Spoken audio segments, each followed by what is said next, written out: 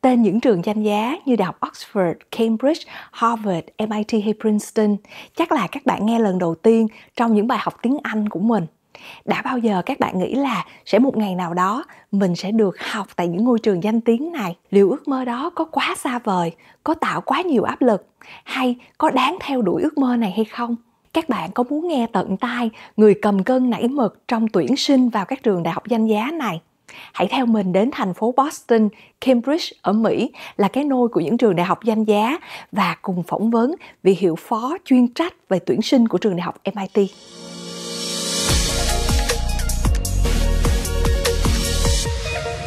Chào mừng các bạn đến với kênh CEO Lab. Mình là Diệp Kiều Trang, là doanh nhân khởi nghiệp, là nhà đầu tư và là người tin rằng việc học hỏi cũng như phát triển bản thân là một hành trình suốt đời. Số CEO Lab tuần này cũng giống như thông lệ, mình sẽ chia sẻ với các bạn thêm một số thông tin, thêm một vài góc nhìn. Nhưng điều đặc biệt của số này là mình tận dụng network mà mình có được ở trường đại học MIT. Mình sẽ phỏng vấn vị Assistant Dean of Admission của trường MIT Sloan School of Management, người quản lý toàn bộ hệ thống tuyển sinh, tuyển chọn những sinh viên giỏi nhất, phù hợp nhất để vào chương trình top trên thế giới. Năm mình học lớp 7, vào buổi tối mình đi học ở trung tâm ngoại ngữ, học tiếng Anh ở trường Đại học Sư phạm Thành phố Hồ Chí Minh. Năm đó là năm 1992. Mình còn nhớ là trong lớp toàn là các anh chị học ít nhất là đại học, ra trường đi làm nhiều năm, trong đó có những người cỡ tuổi bố mẹ mình nữa. Thầy dạy tiếng Anh của mình lúc đó là thầy Trần Đình Thanh. Có thời gian thầy đã tu nghiệp tại Mỹ. Và trong số những bài học, mình có nhớ có lần thầy dạy về trường đại học Oxford và Cambridge. Thầy nhìn quanh lớp và nói đó là ước mơ của rất nhiều người. Nhưng chắc trong lớp này chỉ có hai anh em Thông Trang là còn có cơ hội. Là vì lúc đó mình lớp 7 và anh Thông lớp 8. Tuy nhiên, năm đó, năm 92, khi mà Việt Nam vẫn còn chưa được bãi bỏ cấm vận từ Mỹ, việc ra nước ngoài hầu như là rất khó khăn. Và mặc dù mình còn nhỏ tuổi, nhưng mình cũng biết là ước mơ được học, thậm chí được đặt chân đến những ngôi trường danh giá này là vô cùng xa vời. Vậy mà năm 2000 là năm mình được nhận vào trường đại học Oxford. Có nghĩa là chỉ 8 năm sau đó. Các bạn có thấy không? Nhiều khi những ước mơ tưởng là rất xa vời lại gần với mình hơn là mình tưởng. Đề tài hôm nay mình chia sẻ sẽ là apply trường top nên hay không?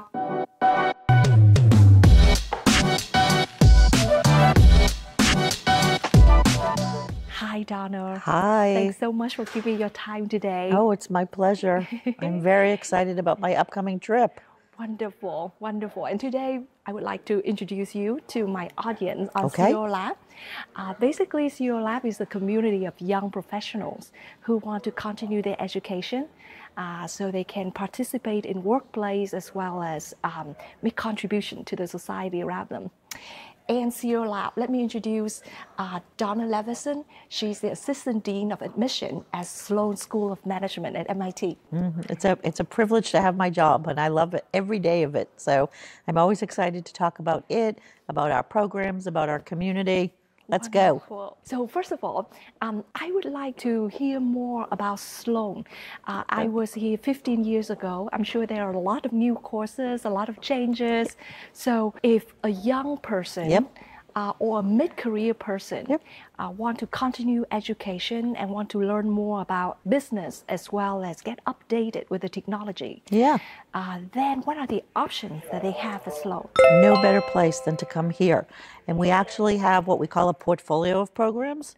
So we do, in fact, have a variety of different programs that, depending on your level of work experience, depending on your interests. So let's start early career. We have a Master of Finance and a Master's of Business Analytics. Very much targeted at individuals who are pretty much right out of undergrad or maybe have a couple of years of experience. The Master of Finance is an 18-month program with a 12-month fast track. Business Analytics is a 1-year program. And they are both, Business Analytics hovers around 80 students and Master of Finance is 120. Global reach, both of them have very large international representation. We have our traditional 2-year MBA, where that class size is, in combination with our LGO, which is Leaders for Global Operations, is around 420 nowadays. Also, 40% international, 53 countries represented. MBA is 2 years, 4 semesters, all in residence. And I'll talk a little bit more about some of the different disciplines, as you mentioned. For the more senior individuals, we actually have our Sloan Fellows MBA, where our students have on average 14 years of experience.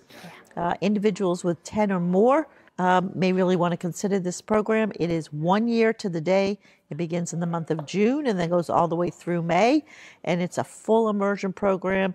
We like to have around 110 students in any given year, very heavily international, which is great. Many, many countries, many mindsets, thoughts, different experiences from around the globe. Now, you ask a little bit about the subject matter itself. Yes. And I think the best way to describe that is through what we call our certificates. So first of all of our programs fundamentally have required classes called core classes and then electives. And the electives really give individuals the flexibility to shape their curriculum based on what their personal interests and goals are.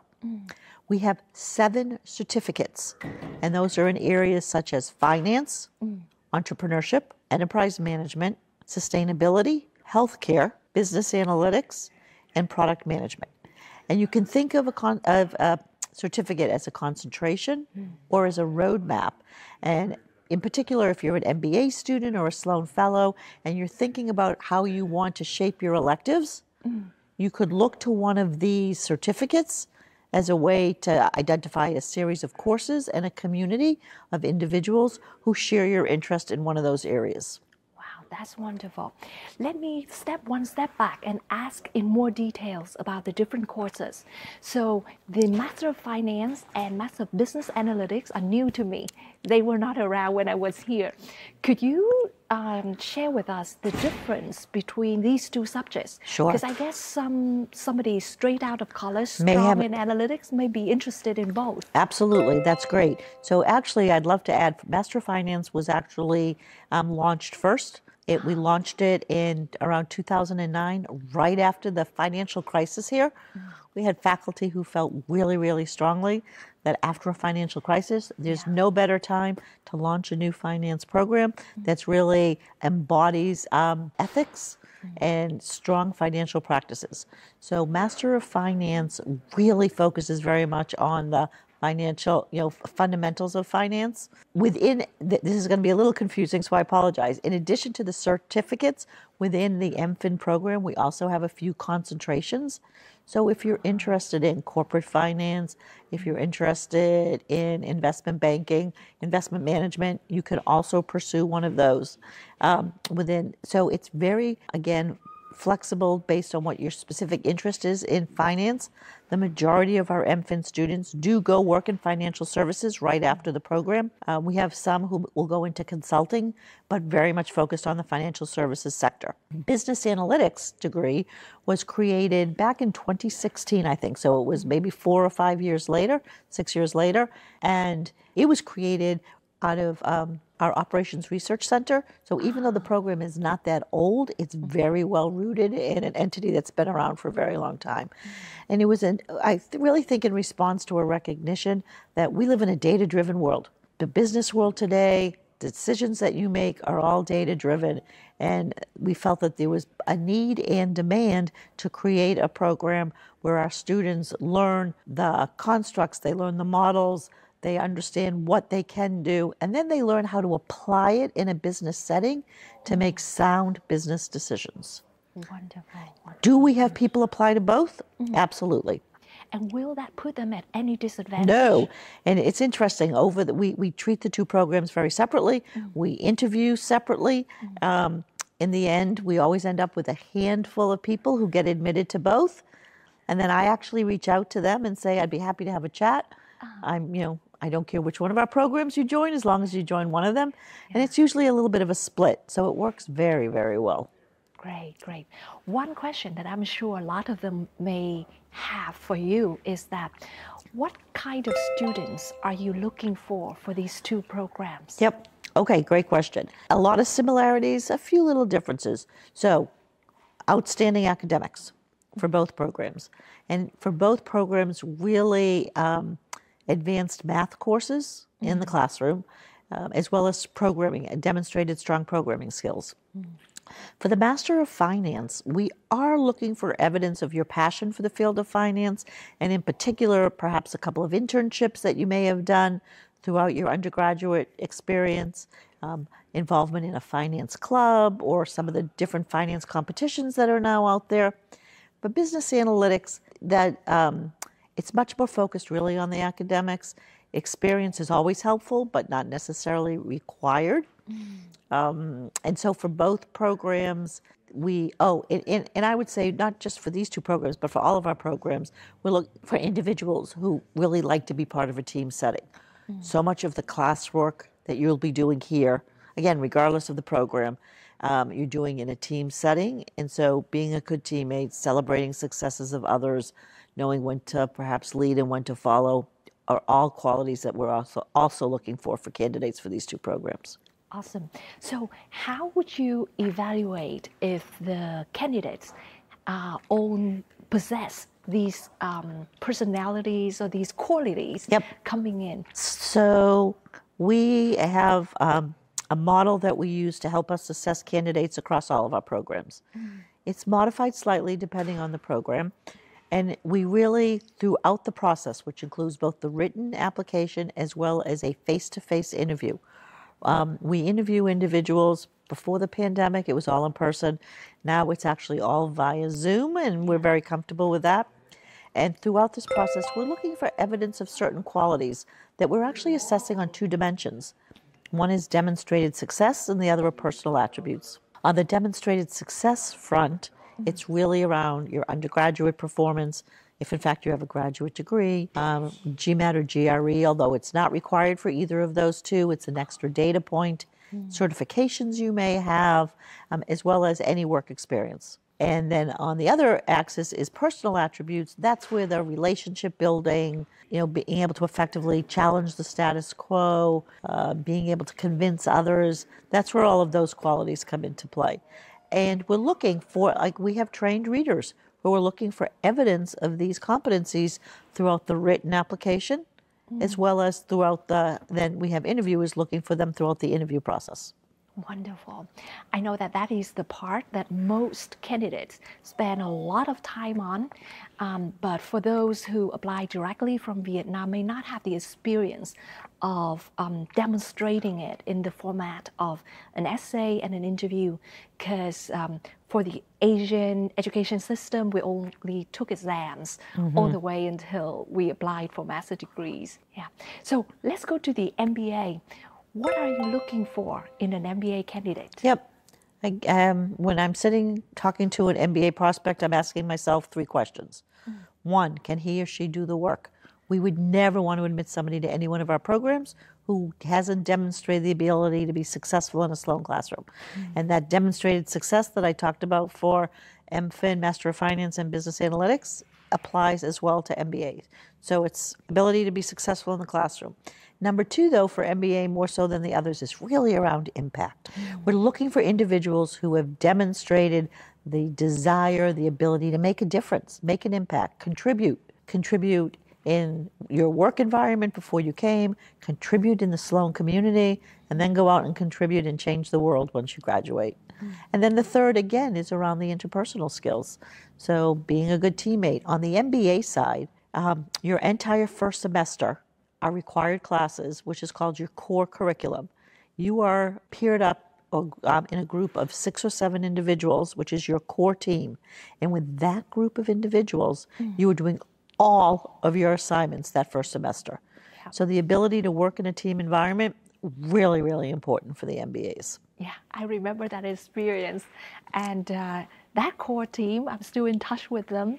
Actually, one of them is moving back to Boston. And we've been like friends for a long time. And another actually worked with me on Misfit, a startup that Sunny and I was working on. And he was instrumental to the success of Misfit as well. Yep. So I always ask, so tell me about your core team. The majority of the time, love my core teammates, lifelong friends.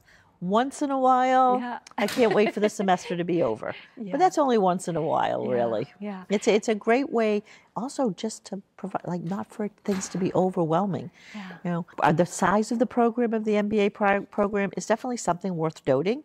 We have peer schools who are twice our size, and we have some who are half our size. And we love the size of the program because we feel it's an opportunity for all of our students to get to know each other. Exactly.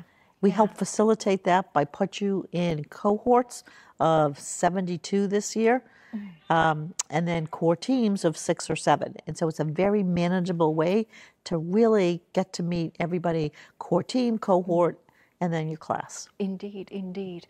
I felt the size at Sloan was big enough that we run into people of very different backgrounds and aspirations, but small enough that I'm pretty confident that now, 15 years later, I see them, I know that they were in my class. Yeah. Yep. You know, I have no doubt that people listening to this are potentially looking at other programs as well. I encourage them to do so.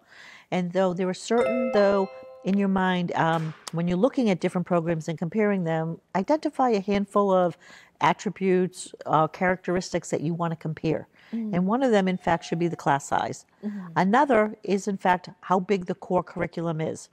So as I mentioned earlier, the MBA core curriculum, 1 semester. There are many schools out there for which it is actually a full year.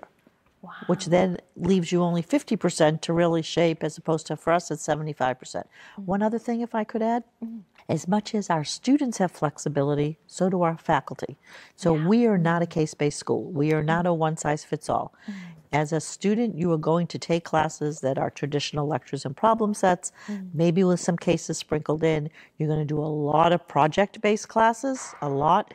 And we have a category of project-based classes called our Action Learning Labs that, while they're not required, students love the format. So the Action Learning Lab classes are semester long, only 1 semester, and you're actually working with other people. So you're on a team, once again, but solving a real problem for a real company somewhere around the world. In many, many cases, there's a travel component to actually go to the company on the ground, get to know them better, present your recommendations and findings to them in person. And again, our students love the format. Yeah, me too. So 15 years ago, I took an action learning to Bangalore. So I was paired up with a company named Buzz in Town. And then I spent the whole semester with 3 other guys in my class working on that project. And then over IAP in January, we was out there working with that company in Bangalore. And it was a fantastic experience indeed. Tell me a little bit more about the LGO program. This is something very unique, as most of my friends at LGO were engineers before they came to Sloan. But somehow getting out of Sloan, I would say they are the most powerful students in the way that they are fully trained as a business person, but they have very strong command of their engineering disciplines.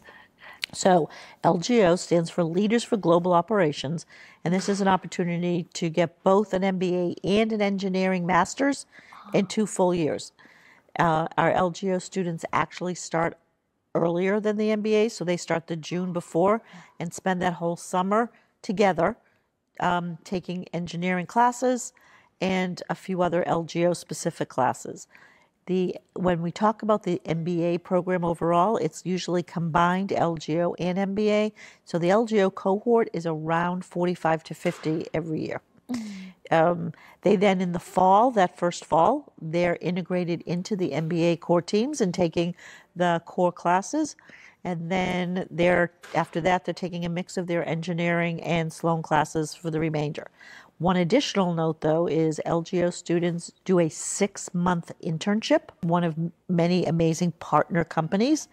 And you can do your internship either that first spring and summer, or you could actually take courses in the spring and then do your internship summer, fall.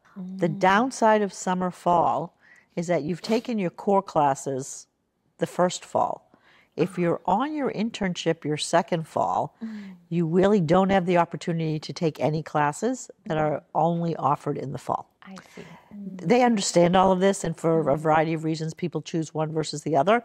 But as you say, an amazing experience and opportunity. The 6-month internship will often lead to a job offer. Not always, but will often do just that. And we often get the question around LGO is just how involved are they in the Sloan community? Very involved. As involved as they want to be. Yep. Yeah.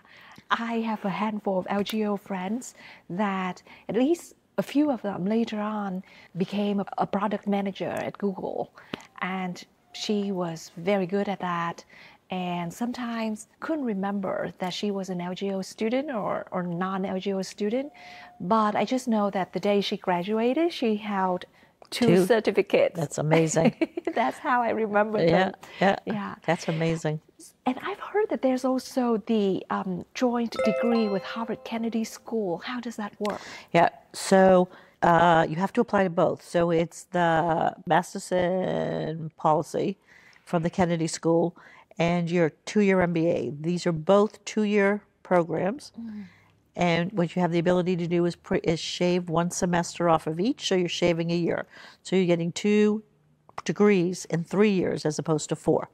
Now, 2 completely separate application processes. You have to get admitted to both.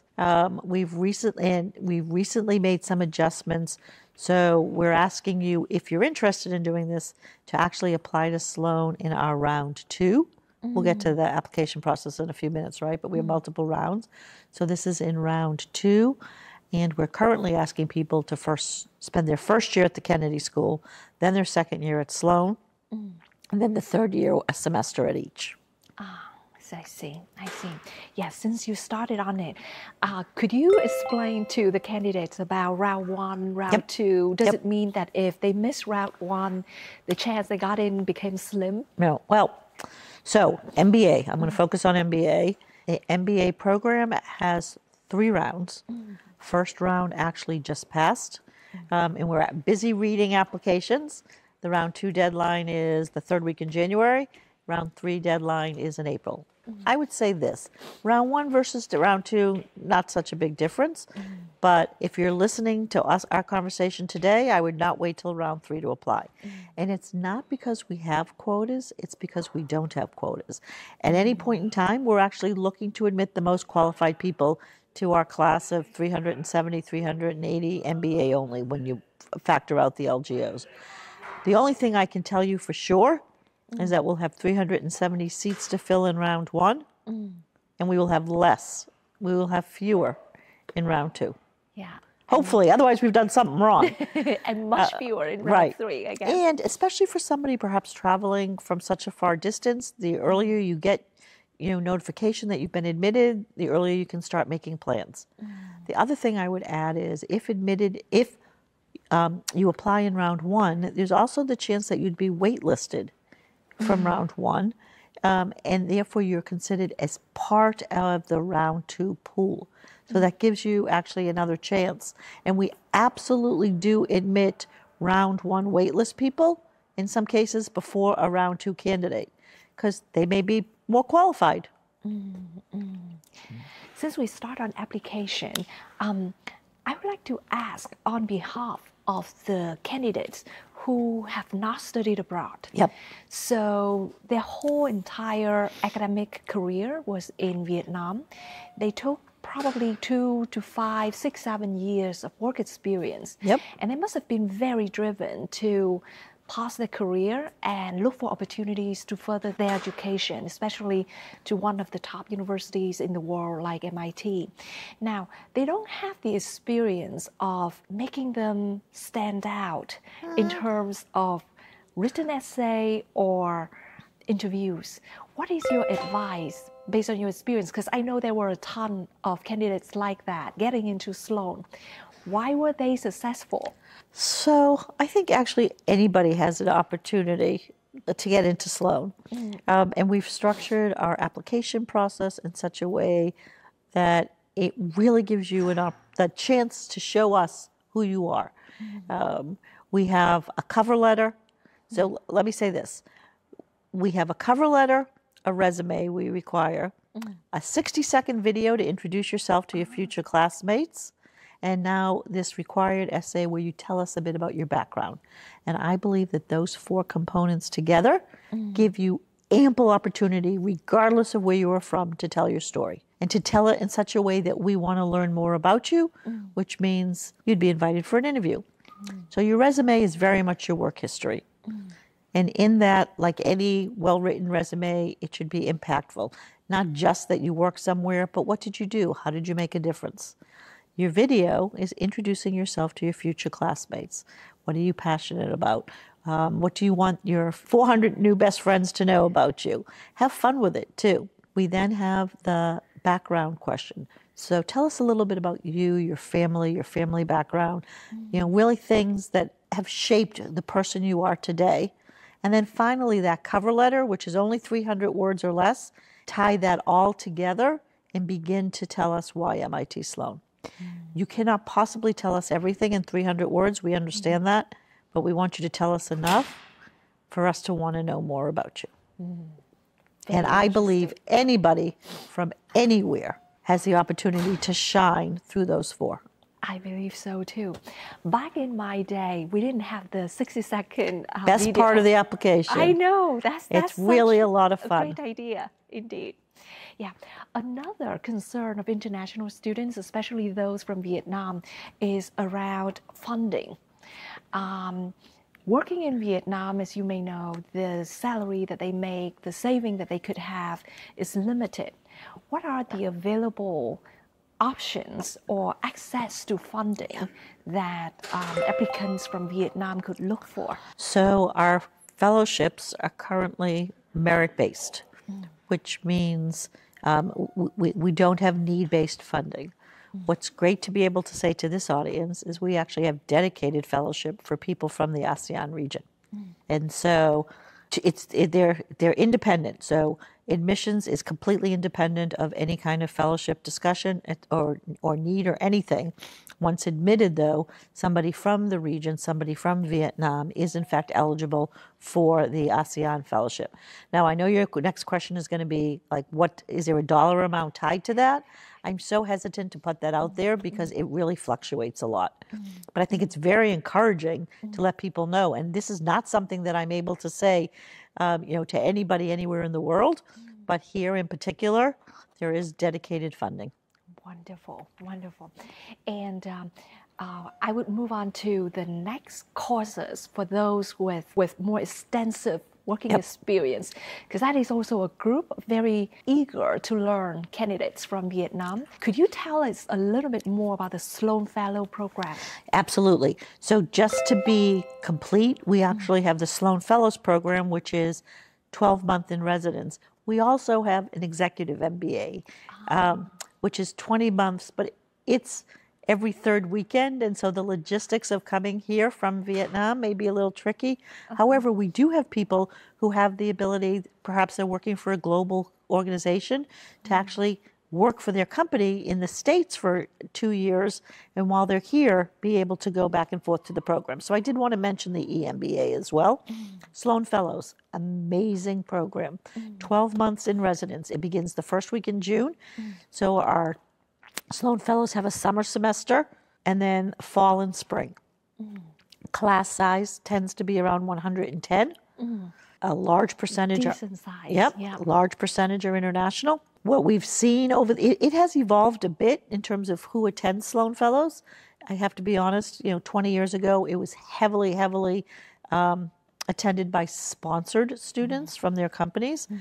Where we've ended up, and I think this is great because it's a nice mix, is it's roughly a third sponsored by their employers. And these are people who are really getting ready to get promoted to a very senior level in their company. A third are entrepreneurs now. And this is different than it's been in the past.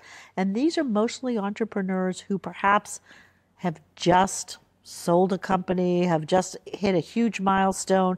They're looking for their next big challenge, want the network. Many will tell us that, their first time around, they sort of cut their teeth like the hard way, and now they want a little bit more formal training instead of, I don't want to discredit anything, but you know what I'm saying. Yeah. They want more formal training. So a third are entrepreneurs. And then the third are individuals who really work in industry, who are perhaps have hit a milestone, hit a ceiling, looking to pivot, whether it be in the industry or in a functional area. And so these three groups that all come together, we certainly don't segregate them in the classroom, but it's sort of in talking with them and seeing what they do post. This is what has evolved. On average, 14 years of experience. However, we have a handful who are at the 10-year mark, and it goes all the way up to the 20-plus mark. What I want to say about Sloan Fellows, this is a group of individuals who create an unbelievably tight community while also taking advantage of all of the other resources available to them at Sloan. Amazing program for the right person. Amazing. Indeed. I remember during the time that I was here, I joined Sloan in bringing them to the trip to Vietnam, the whole Sloan Fellows class. And they are a group of super interesting people, very advanced in their career, come from all different walks of life, including military, out of Singapore, like you name it. They have very interesting background. And clearly, later on in their life, they make a lot of impacts coming out of Sloan as well. So when you look for a candidate for Sloan Fellow, what do you look for? So I think an important distinction is this is not an MBA for somebody who just has more work experience. We're really looking for people with general management experience, people who have led organizations or parts of organizations, or perhaps a vertical within a company, or have had responsibilities that cross different groups within an organization. We're looking for leaders, and we're looking for leaders who are looking to spend a year doing some personal reflection and growth, and to continue either on their trajectory or even to heighten their trajectory within their careers. And again, it all comes down to impact. MIT Sloan is a mission-driven school. Our mission, it's actually on the wall in another building here, but from my standpoint, it's about really making a difference in this world and making the world a better place. And I think all of our Sloan Fellows are really looking to get a few more tools to be able to actually help them accomplish just that. Indeed, indeed. Now, there are entrepreneurs or senior executives that I know would die to go to Boston and go to school at Sloan. Come find us. Yeah, but some of them may have challenges to pause their career or fly halfway around the world to make it for every 3 weekends. Right, that's a So challenge. what about the online option for executive education? Well, so we currently don't have one. But what we do have is a whole separate group around executive education that's not degree programs, that's more certificates, short-term programs. And so what I would encourage people to go look at the exec ed. And I know it's confusing because we have an executive MBA, but exec ed is a separate department within Sloan where there's lots of different options, both in person and virtually, for people to be able to take shorter courses, 3 days, 5 days, those types of things. But right now, in terms of degree programs, they are all in residence. Now, to wrap up our talk just now, I think the impression that most people have about MIT Sloan is the entrepreneurship education. Little did they know that Sloan is also super strong in finance. Yep. And we have the Nobel laureate in finance, who's the professor here and teaching us at MBA. So could you tell us why MIT Sloan especially is so special about training generations of entrepreneurs and finance people? Well, I think part of it is exactly what you just said. MIT and MIT Sloan are really, we think are the home of modern finance. And we have faculty, as you mentioned, Robert Merton and many others who really spend a lot of time here and who care. Robert Merton still walks the halls today. He was one of the key drivers for the creation of the Master of Finance program. He actually wasn't at MIT at the time and came back to help create that program. So a lot of it is about caring. Entrepreneurship, I think, a lot of it is the ecosystem around here. So for those who aren't familiar with the greater Boston area. So MIT physically sits in Cambridge, Massachusetts, but it's literally a walk over a bridge from Boston.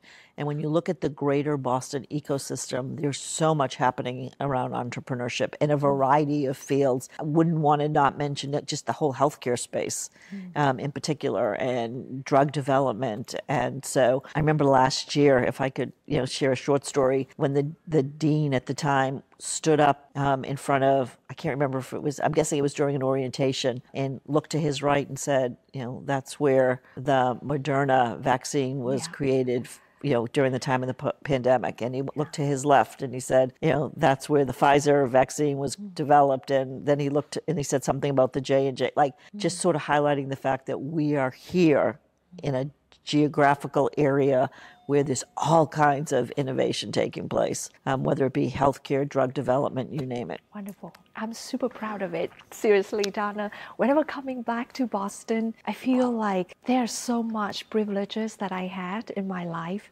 just for being here. Well, and to that point, I'm really excited about going to Vietnam. So I'm going to be there in 3 weeks. Wonderful. Which is very exciting. I will be in both. I'll start out in Ho Chi Minh City, and I'll be hosting an event on Tuesday evening, the 5th. The 5th of November. Of November. And then I will be in Hanoi on the 7th, hosting an event as well. And for those who are listening, I would love to see you there. Love it, at either one. Thank you so much, Dawna, for coming to Vietnam and COLab friends. That is your opportunity. If you want to learn more about MIT Sloan, or just have the conversation with the person who screened through thousands and thousands of candidates and picked out the right ones to come to MIT Sloan, that would be a very interesting conversation. Thank you, Dawna. Oh, thank you. See you in Vietnam. I cannot wait. Trở lại với câu chuyện của riêng mình, sau khi được nhận học vào trường đại học Oxford và hoàn thành cấp bậc cử nhân, mình lên tiếp cao học, lên tiếp tiến sĩ ở Oxford. Và sau này, sau một vài năm đi làm, mình quay trở lại với trường đại học MIT và học MBA ở đó.